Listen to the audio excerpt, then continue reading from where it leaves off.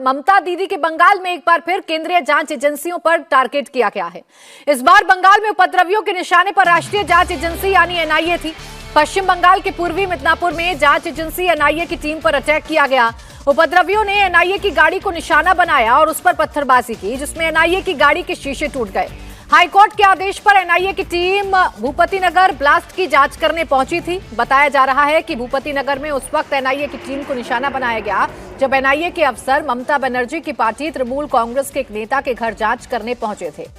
दरअसल पश्चिम बंगाल के पूर्वी मिदनापुर के भूपति नगर में 2022 में विस्फोट हुआ था, जिसकी जांच एनआईए कर रही है। इस विस्फोट में एक मकान धराशायी हो गया था और 3 लोगों की मौत हो गई थी। इसी मामले में तृणमूल कांग्रेस के 8 नेताओं से पूछताछ की जानी है, जिन्हें पेश होने के लिए बीते शनिवार को बुलाया गया था। तृणमूल कांग्रेस के नेता के घर पर एनआईए की टीम जाना चाहती थी, लेकिन टीम पर हमला किया गया। टीम के लोगों को निशाना बनाया गया, पत्थरबाजी की गई, गाड़ी तोड़ दी गई, जैसा कि आप तस्वीरों में देख रहे हैं। और ये कोई पहली बार नहीं है जब केंद्रीय जांच एजेंसियों पर पश्चिम बंगाल में हमला हुआ हो। इससे पहले ईडी की टीम को संदेशखाली में निशाना बनाया जा चुका है और अब पश्चिमी मिदनापुर में भूपति नगर के ब्लास्ट की जांच करने के लिए पहुंची एनआईए की टीम के सामने कैसे धरने पर बैठ गए लोग और कैसे इन्हें निशाना बनाया गया, कैसे गाड़ियों में तोड़फोड़ की गई, कैसे टीम पर निशाना साधने की कोशिश की गई, वो तस्वीरें बताने के लिए काफी हैं। और इस वक्त मनीष भट्टाचार्य हमारे साथ जुड़ गए ज्यादा जानकारी के साथ। मनीष, बार बार पश्चिम बंगाल में केंद्रीय जांच एजेंसियों को निशाना बनाया जाता है, इस बार क्या वजह रही, क्यों निशाने पर आए एनआईए की टीम के लोग? जी हाँ, देखिए, संदेश खाली के बाद ये दूसरी घटना है और बड़ी बात ये है कि एनआईए की टीम की गाड़ी के ऊपर पथराव हुआ है। सुबह 5:30 बजे की घटना है। टीएमसी के नेता है मनवेंद्र जाना, जो कि 3 दिसंबर 2022 में जो घर में ब्लास्ट हुआ था उसमें 3 लोगों की मौत हुई थी। उस मामले में समन भेजा था एनआईए ने 8 लोगों में, उसमें मनवेंद्र जाना का भी नाम था।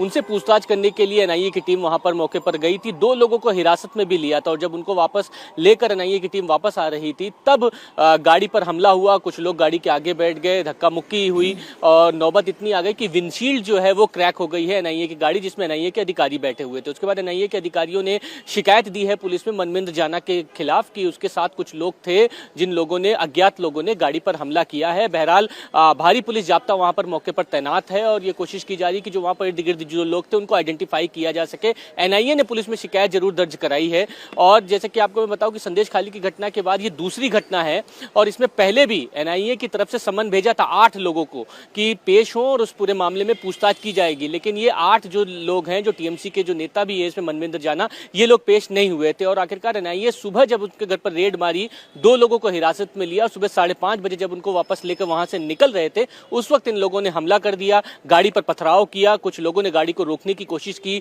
अज्ञात लोगों की भीड़ आ गई और उसके बाद मौके पर अफरा तफरी का माहौल हो गया, जिसके बाद एनआईए की टीम ने पुलिस को शिकायत दर्ज की है। फिलहाल जांच की जा रही है कौन कौन लोग थे, कौन कौन वहां पर पथराव किसने किया है, किसी को भी पता नहीं है, लेकिन पुलिस में जरूर शिकायत एनआईए की तरफ से दर्ज कराई गई है। देखिए, बार बार केंद्रीय जांच एजेंसियों को निशाना बनाया जाता है, इसका सियासी पहलू अगर मनीष देखें तो ये अपने आप में हैरान करने वाला मामला पश्चिम बंगाल से सामने आता है। केंद्रीय जांच एजेंसियां जांच नहीं कर पाती हैं पश्चिम बंगाल में। कार्यकर्ता टीएमसी के, नेता टीएमसी के, वो सामने खड़े हो जाते हैं शील्ड की तरह और पथराव करने या मारपीट करने से भी गुरेज नहीं करते।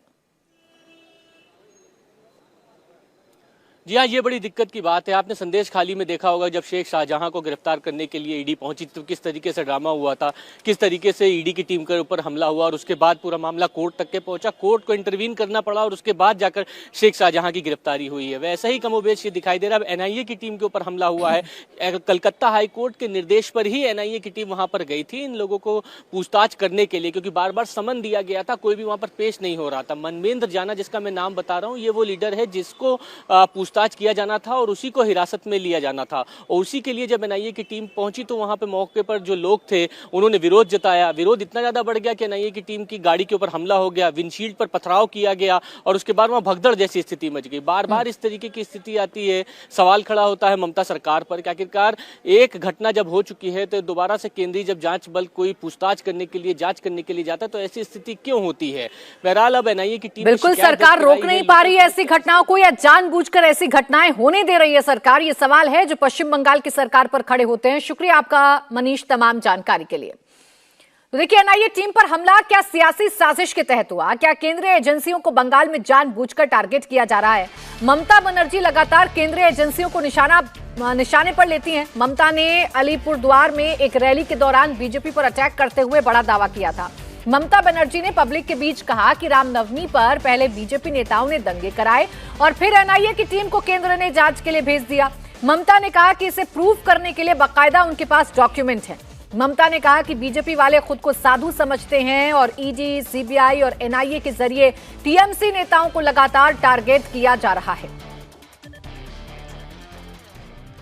রামনবমী নিয়ে একটা নিজেরাই দাঙ্গা করলো, তাতে এনআইএ কে পাঠিয়ে দিয়েছে। আমার কাছে ডকুমেন্ট আছে, বিজেপির নেতা জিতেন তিওয়ারি এনআইএ এসপির সাথে মিটিং করছে, আমরা তার কমপ্লেন পাঠিয়েছি, মনে রাখবেন। এখানকার বিজেপি নেতারা বলে দেবে ওর বাড়ি থেকে ইনকাম ট্যাক্স রেড করো, ওর বাড়িতে ইডি করো, ওর বাড়িতে সিডি করো, আর তৃণমূল কংগ্রেস করলে সব চোর, আর তুমি মহারাজ সাধু হলে আজ আমি আজ চোর বটে। তোমার পকেট ভর্তি কালো টাকায়, তোমার সারা শরীর ঢেকে গেছে কালো টাকায়। মনে রাখবেন, ওয়াশিং মেশিনের নাম শুনেছেন তো? কাপড় কাচে আগে নির্মা দেখাতো, ওয়াশিং পাউডার নির্মা মাখলেই সাদা হয়ে যায়। একটা কালোকে আপনি ঢুকিয়ে দিন মেশিনে, সাদা হয়ে বেরিয়ে আসবে। বিজেপি করলেই ভাজপা ওয়াশিং মেশিন। तो ममता बनर्जी के इन बयानों के बाद ही सवाल खड़े होते हैं कि क्या किसी साजिश के तहत केंद्रीय एजेंसियों को टारगेट किया जाता है, एनआईए को टारगेट किया जा रहा है। नरेंद्र मोदी जब पश्चिम बंगाल के कूच बिहार गए तो उन्होंने जनता को टीएमसी, लेफ्ट और कांग्रेस को लेकर अलर्ट किया। मोदी ने कहा कि विरोध चुनाव के दौरान अलोकतांत्रिक तरीके से अपनाते हैं, लेकिन पब्लिक इस बार बिना किसी डर के वोट करे। विधानसभा चुनाव से लेकर पंचायत चुनाव में बंगाल में जबरदस्त हिंसा देखने को मिलती थी, जिसमें कई बीजेपी कार्यकर्ताओं की जान भी गई। मैं पश्चिम बंगाल के हर परिवार से कहूंगा, ये टीएमसी वाले, वामपंथ वाले डराएंगे, अलोकतांत्रिक तरीके आजमाएंगे, लेकिन आपने 10 साल मेरा काम देखा है। आप मोदी की गारंटी पर भरोसा कर सकते हैं। भाइयों और बहनों, टीएमसी, कांग्रेस और लेफ्ट की राजनीति ही झूठ पर, भ्रम फैलाना और अपप्रचार पर टिकी हुई है। इंडी गठबंधन अपने आप में झूठ और भ्रम का प्रत्यक्ष उदाहरण है। यहां टीएमसी, लेफ्ट और कांग्रेस वाले आपस में लड़ाई करते दिखते हैं, लेकिन दिल्ली में सारे एक साथ रहते हैं, एक ही थाली में खाते हैं। ये टीएमसी के गुंडे आपको वोट देने से रोकते हैं। पूरी हिम्मत के साथ खड़े हो जाइए। इस बार इलेक्शन कमीशन बहुत जागरूक है। आपके एक एक वोट की ताकत वो समझता है और इसलिए नीडर होकर वोट देने के लिए निकलना है।